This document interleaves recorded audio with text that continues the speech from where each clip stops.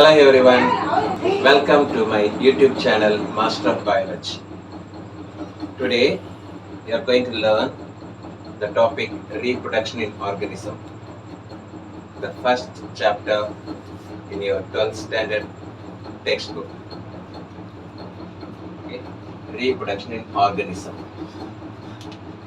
Before we proceed with the topic, let me ask you something about lifespan. So what is a lifespan? It is the period between birth and natural death. Okay, it is the period between the birth and natural death. It's called lifespan. Different organisms have different lifespan. The lifespan of mango tree differs from the peepal tree. Mango tree has a short lifespan. Peepal tree has a longer lifespan. In case of crow and parrot, the crow has a shorter lifespan. The parrot has a more lifespan. So it differs. Okay. After birth, all organisms grow, mature, and finally die. No individual is immortal, but single-celled organisms, for them, there is no death. It keeps on multiplying. Okay. So, between birth and death, there is something going on to maintain the continuity of species. Every organism gives rise to its own generation, and that biological process is called reproduction. Reproduction is a biological process where the organism gives rise to a young one, that is offspring, similar to itself. Again I repeat, reproduction is defined as the biological process by which an organism gives rise to young ones, that is offspring, similar to itself. Okay, so that is why we are going to learn about reproduction in organisms. Reproduction in an organism is of two types: sexual reproduction and asexual reproduction.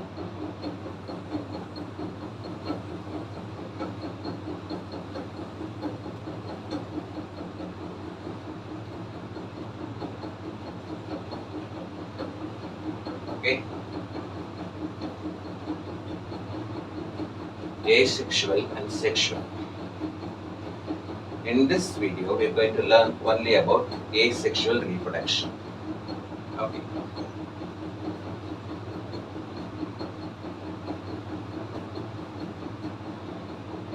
Now let us know about asexual reproduction.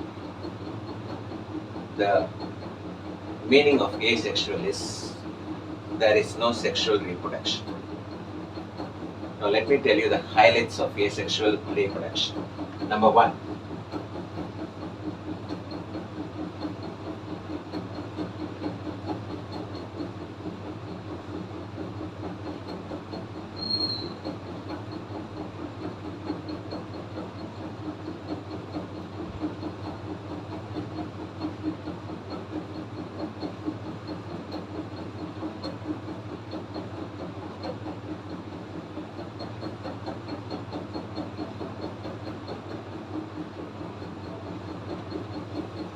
asexual reproduction involves only single parent. Actually, there is no male or female. There is only one parent. Okay. Secondly,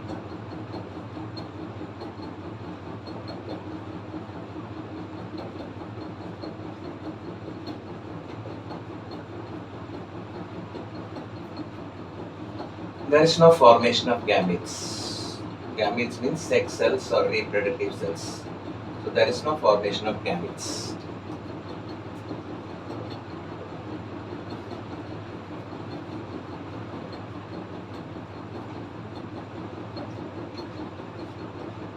No fertilization or fusion. There is no fertilization or fusion.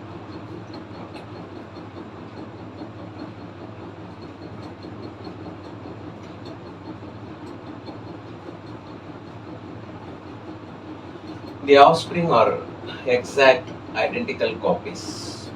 Okay, they're all identical copies, exact copies of the parent. Okay,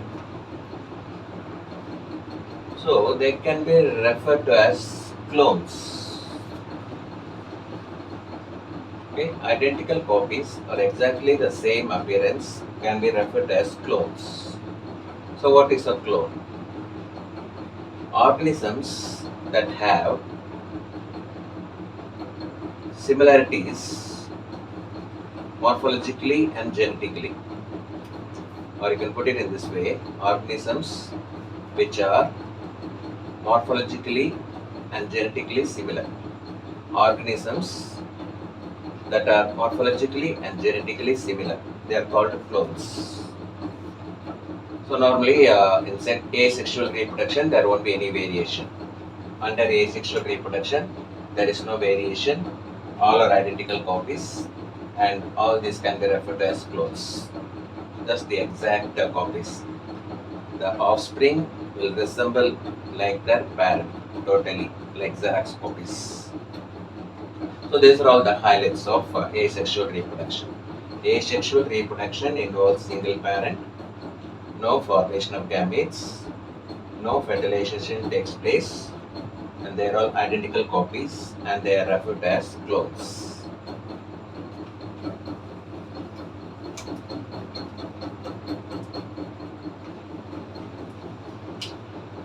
Now let me tell you the various types of asexual reproduction with examples. Okay, so let us see one by one.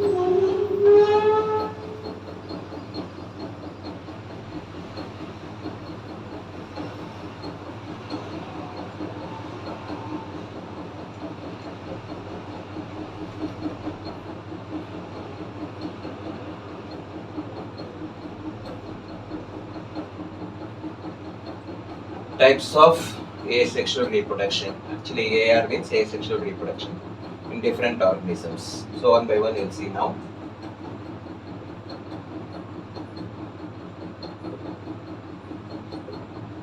In amoeba, number 2.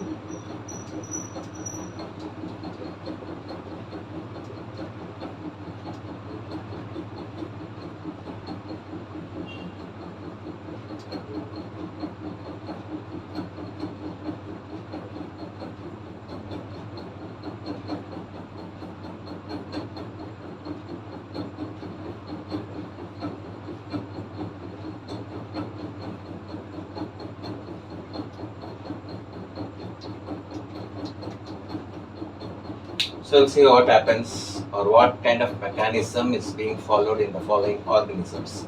In amoeba, you all know that it is binary fission.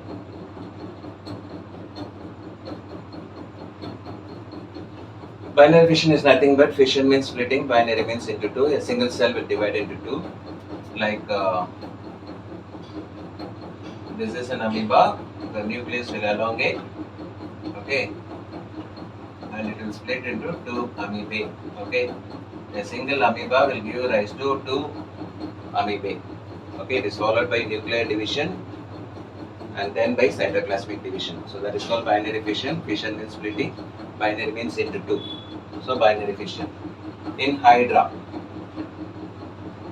and also yeast, here it is by budding,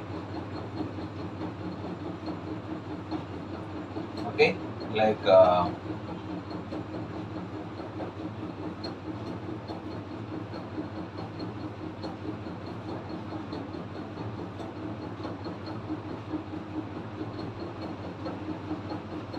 in Hydra, a bud will be formed. Later on, it will get detached from the parent and it will start growing individually. Okay. Actually, it is the same in case of yeast also. However, initially the cell division is unequal. Okay. Once it is little grow, it will get detached from the parent cell and it will go as an individual organism. Sponge. Actually, most of the cases belong to monerans and protistans.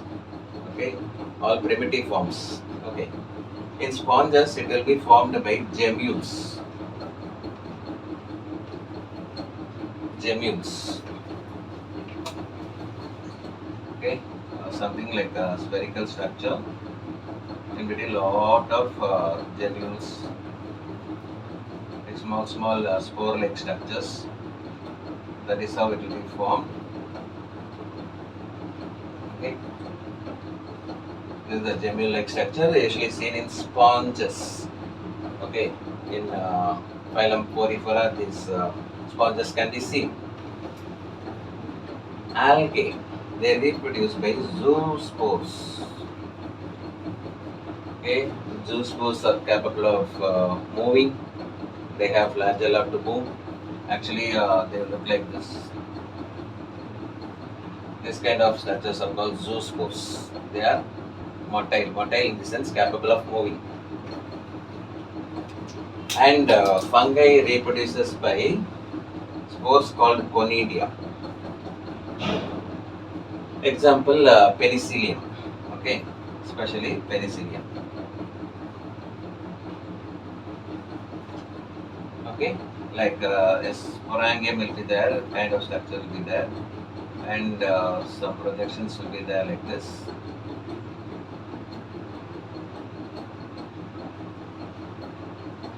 And you can see small spores.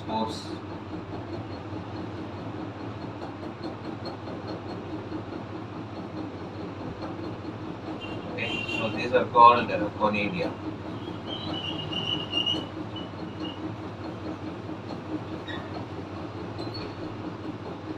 Conidiospores, conidia. In case of penicillium, it's a fungi. There it produces asexual spores called conidia. So see different types of asexual reproduction in different organisms. Amoeba by binary fission, yeast, hydra, all these things will produce by budding, and sponges by gemmules, algae, zoospores, fungi, conidia. Okay.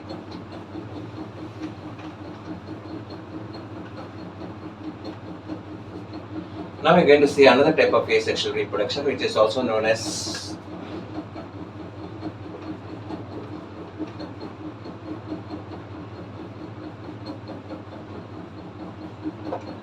vegetative propagation, where the stem or root or any other part of a plant can grow into a new plant. Okay, don't think about the seeds and all. Any vegetative part for that matter, okay, stem or root can give rise to a new plant. That is what called vegetative propagation. We have special structures, vegetative propagules. They are called vegetative propagules. Here also we see some examples.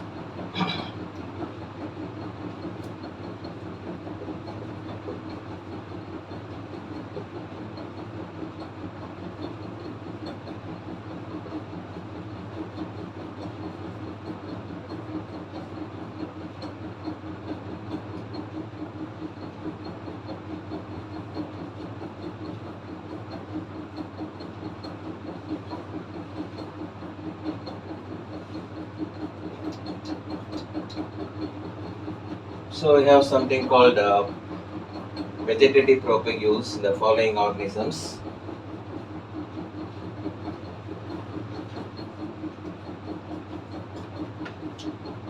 So potato, you must have seen a potato tuber. Okay, so in that there are something called eyes.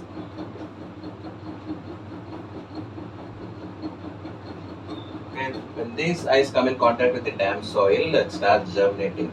Okay, that is how potato is a tuber. Okay, it's a modified stem. It has some spots called eye spots. These eye spots, when they come in contact with the damp soil, they tend to grow. Ginger, it's a rhizome. You know, it's a rhizome. It's an underground stem. It has nodal regions, nodes from where scale leaves will come. When that nodal region comes in contact with the soil, these rhizomes will germinate. Okay. So here you can say the rhizomes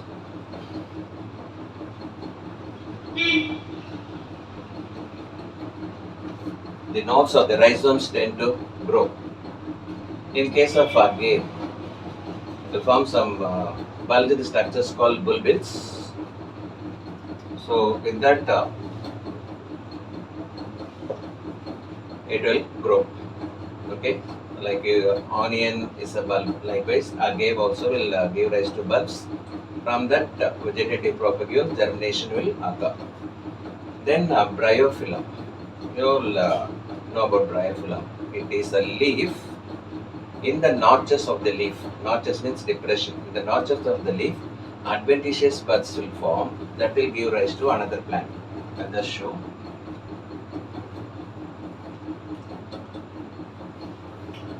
So these depressions are notches. Here you can see the growth. From there, the vegetative propagation, the germination will occur. Finally, hyacinth. It's water hyacinth.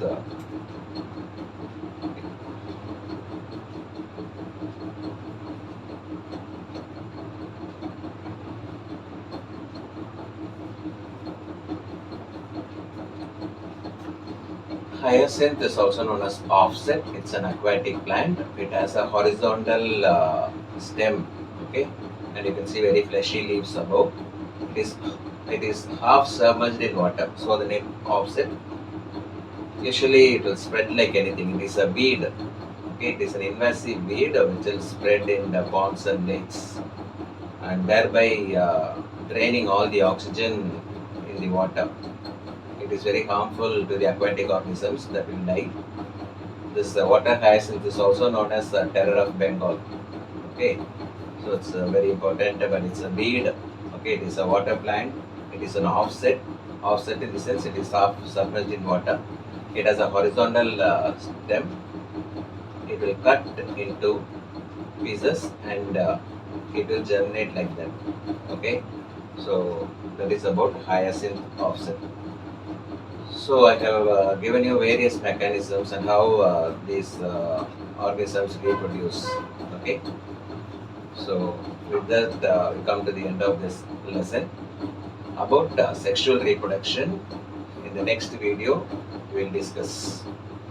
So hope you like my video.